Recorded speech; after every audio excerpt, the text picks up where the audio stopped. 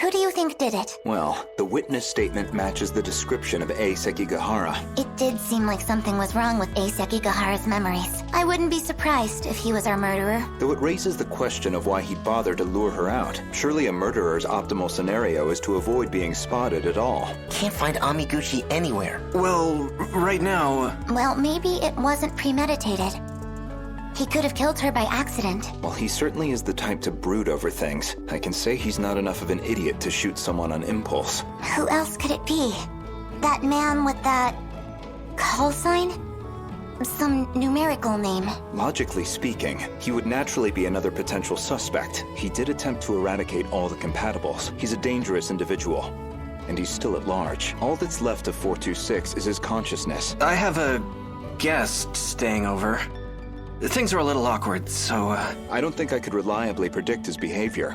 He's desperate enough to do anything. 426 certainly isn't above killing. If Ida-san were here, I'm sure he'd declare 426 our primary suspect. We know he killed at least 4 people. That's why I shot him dead in the end. If he resurrected himself as an android, maybe that would give him a chance at revenge. As a motive, it sounds pretty clear-cut. So you believe 426 is the most likely suspect? sorry. It's just not a good time. Barring A. Sekigahara, who else could it be? Aside from Miss Morimura and Ida-san, 4 others came here for refuge 16 years ago. By the time I'd started assisting Miss Morimura's efforts, they'd already lost their physical bodies. Fortunately, we were able to use the data stored in Sector 0. This allowed us to meld their replicated consciousness with AI. As for how they lost their bodies in the first place, reportedly 426 is doing. He destroyed them all in one fell swoop. Well, all right. According to Ida-san's account, anyway. But if number 16 is to be believed, that's not what really happened, and Miss Morimura should be aware of that. I spoke with the pilot of Sentinel number 16. Back then, she gave Miss Morimura something nobody else would, the truth. I'd like to revisit something you just mentioned, about 426 killing at least 4 individuals. Do you really not remember? Well, there's only one place left to go. Remember what? You've read my files, I presume? I gathered quite a lot of material in the past. Most of it is rather outdated, including Ida-san's statement concerning those victims. In other words, your answer is objectively incorrect. Really? Well, can you blame me? Look at this body I'm stuck with.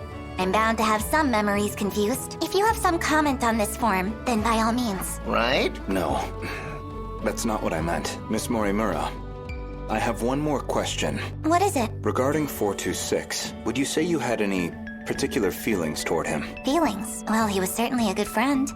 I felt like he really understood me. Well, used to, anyway. Where's this coming from? Let's go to my place then. That doesn't make sense. According to number 18, or should I say, Tamao-san, I had a hunch about Miss Morimura's feelings, and my discussion with Tamao-san only confirmed my suspicions. When Juro Izumi lost his memories, you aimed to use him to revive 426. Make one a vessel for the other. One reason seems most likely. You harbored romantic feelings for him. Me? With him? You're joking. That's my man. That Chihiro Morimura was mind-hacked. Remember? You said so yourself. My goodness. Romantic feelings? For him? No. God, no. Not my cup of tea. If you recall, I suggested that Miss Morimura was mind-hacked. That idea was based on a certain piece of evidence I found. One particular log. What log?